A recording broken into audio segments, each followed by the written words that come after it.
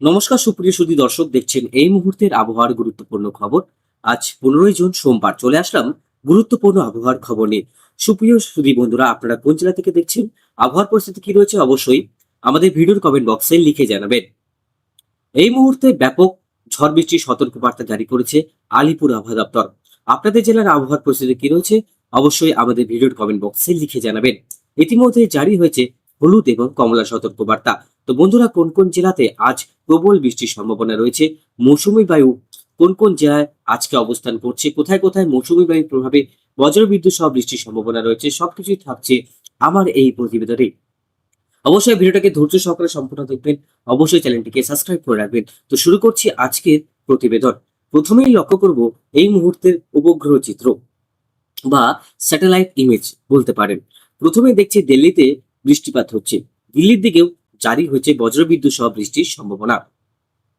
সকালের দিকে ভোরবেলার দিকে বৃষ্টি হয়েছে গঙ্গারামপুর, রায়গঞ্জ, মালদার কাছাকাছি এই যে অঞ্চলগুলো রয়েছে, বালুরঘাট, গাজল, তারপরে হচ্ছে এই যে অঞ্চলটা রতুয়া, চাকলা, আদিনা, এই যে অঞ্চলগুলো সেখানটায় আমরা বজ্রবিদ্যুৎ সহ বৃষ্টি পাচ্ছি। বাংলাদেশের ঠাকুরগাঁও, রংপুর, কুড়িগ্রাম এবং এদিকে দেখতে পাচ্ছি ময়মনসিংহ, সুনামগঞ্জ, জান্তিপুর, সিলেট, এদিকে বর্ষার যে আগমন সেখানে আমরা বৃষ্টিপাত প্রবল দেখতে পাচ্ছি। উত্তরবঙ্গের জন্য থাকছে ব্যাপক বৃষ্টির সতর্কবার্তা। প্রায় 5 দিনে এক মোটামুটি ধরে রাখুন 500 থেকে 700 মিলিমিটার বৃষ্টি হতে পারে, কম বেশি হবে, কিন্তু উত্তরবঙ্গে বর্ষাটা প্রবলভাবে প্রবেশ করবে, তারপরে আস্তে আস্তে সেটা দক্ষিণবঙ্গের দিকে নামবে।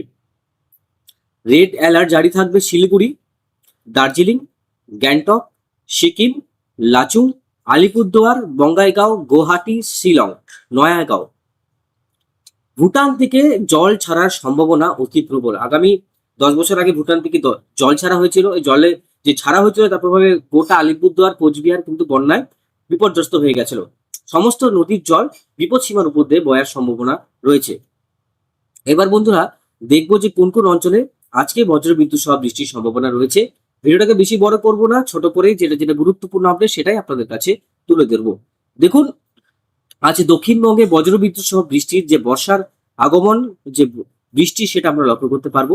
হাবড়া, ভাটপাড়া, চাকদা, কলকাতা, বিষ্ণুপুর, ক্যানিং, ডায়মন্ড হারবার, হলদিয়া, কাকদ্বীপ থেকে শুরু করে জলেশ্বর, খন্টাই, খড়গপুর, চন্দ্রকোনা, পুরুলিয়া, বাঁকুড়া, বীরভূম, পশ্চিমের জেলাগুলো রয়েছে সেখানটায় বৃষ্টিপাত আমরা লক্ষ্য করতে পারবো। বর্ধমান, আসানসোল, আর এদিকে বীরভূম, রামপুরহাট, বহরমপুর, রাজশাহী এবং বাংলাদেশের খুলনা, মাদারীপুর, চাঁদপুর, মোগলা, শ্যামনগর, তারপরে এদিকে হচ্ছে কুমিল্লা, এই সমস্ত অঞ্চলগুলোতে প্রবল বৃষ্টি আমরা লক্ষ্য করতে পারবো। 15 তারিখেও আমরা বৃষ্টি লক্ষ্য করতে পারছি, 16 তারিখেও বৃষ্টি আমরা লক্ষ্য করতে পারবো দক্ষিণবঙ্গের জেলাগুলোতে। মূলত দক্ষিণবঙ্গে বৃষ্টিপাতটা থাকবে, একদিন গ্যাপ দিবে, আবার বৃষ্টিপাত হবে, আবার একদিন গ্যাপ দিবে, বৃষ্টিপাত হবে। উত্তরবঙ্গের ক্ষেত্রে 16, 17, 18 এই 3 দিন। নর্থ দিনাজপুরের ক্ষেত্রে বৃষ্টির সেভাবে সম্ভাবনা নেই। বুধবারে বৃষ্টির সম্ভাবনা রয়েছে গোটা বাংলাদেশে, ঢাকা, কলকাতা, উত্তরবঙ্গে সাময়িক অল্প বৃষ্টি। 16, 17, 18 তারিখ এই কদিন কিন্তু প্রচন্ড গরম থাকবে উত্তরবঙ্গে। 19 তারিখ পর্যন্ত ব্যাপক গরম থাকবে, হিউমিডিটি লেভেলও বাড়বে। 19 তারিখ পর্যন্ত এই বৃষ্টিপাতটা দক্ষিণবঙ্গেই চলবে। 19 তারিখের পর যে পরিবর্তন আসছে সেটা কিন্তু অনেকটাই ভয়ঙ্কর, যেটা আপনাদের কাছে তুলে ধরছি। এই যে একটা রেখা, যে মৌসুমী বায়ু রেখা, কি হচ্ছে মৌসুমী বায়ুগুলো এই যে হিমালয় পর্বতমালার যে পাদদেশে যতগুলো জেলা রয়েছে, শহর রয়েছে, সেখানে কিনা এগুলো যে মৌসুমী বায়ু যেটা রয়েছে সেই এই মৌসুমী বায়ুর প্রভাবে প্রচুর বৃষ্টিপাত থাকবে। 20 তারিখ থেকে এই বৃষ্টিপাত আরো বাড়বে দক্ষিণবঙ্গে এবং উত্তরবঙ্গে। মানে 20 তারিখ থেকে বৃষ্টিপাতের পরিমাণ উত্তরবঙ্গে বাড়বে এবং দক্ষিণবঙ্গের আলিপুরদুয়ার, কোচবিহার, জলপাইগুড়ি, ধূপগুড়ি, ময়নাগুড়িতে অতি ভারী, উত্তর দিনাজপুরে ভারী, মানে নিচের দিকে একটু কম হলে উপরের দিকে অতি ভারী হওয়ার সম্ভাবনা রয়েছে। শিলিগুড়ির দিকেও কিন্তু প্রবল বৃষ্টি থাকবে। আস্তে আস্তে দেখতে পাচ্ছেন 21 তারিখ, 22 তারিখ থেকে কিন্তু এই যে রেখা সেটা কিন্তু আরো শক্তিশালী হচ্ছে। 22 তারিখের পর থেকে দক্ষিণবঙ্গে প্রবল বৃষ্টি চলবে, উত্তরবঙ্গেও কিন্তু বৃষ্টি চলবে, কিন্তু উত্তরবঙ্গে বৃষ্টির পরিমাণটা দক্ষিণবঙ্গের তুলনায় বেশি থাকবে। যেটা আমরা রেইন যে গ্রাফ রয়েছে, বৃষ্টির যে গ্রাফ রয়েছে সেটা দেখে আমরা অনুমান করতে পারবো যে কত মিলিমিটার বৃষ্টি কোথায় কোথায় হতে পারে। 26 তারিখ থেকে শুরু করে 27 তারিখ, 28 তারিখ প্রচুর পরিমাণে জলীয় বাষ্পপূর্ণ যে মেঘ সেটা হিমালয় পাদদেশে অবস্থান করবে এবং আস্তে আস্তে আস্তে আস্তে দিকে আগাবে এবং নিচের দিকে নামবে। তারপরে গোটা ভারতবর্ষে প্রবল বর্ষা শুরু হবে। দেখতেই পাচ্ছেন প্রবল কিন্তু বৃষ্টি আমরা লক্ষ্য করতে পারছি।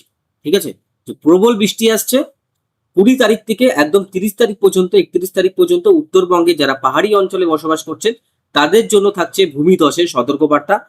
তিস্তার জল অনেকটাই বাড়বে, এতটাই বাড়বে যে ভাবনা চিন্তার বাইরে, কারণ এতটা বৃষ্টি এই কয়দিনে যেটা হবে সেটা আগামী 10 বছরে কিন্তু হয়নি। এই ট্রাফ রেখা যেটা আমরা লক্ষ্য করছি, প্রচুর পরিমাণে বর্ষা প্রবেশ করবে উত্তরবঙ্গে। এবার বন্ধুরা আমরা অ্যানিমেশনে যদি যাই, বৃষ্টির পরিমাণে যদি যাই, তাহলে কতটা পরিমাণ বৃষ্টি হতে পারে দেখুন।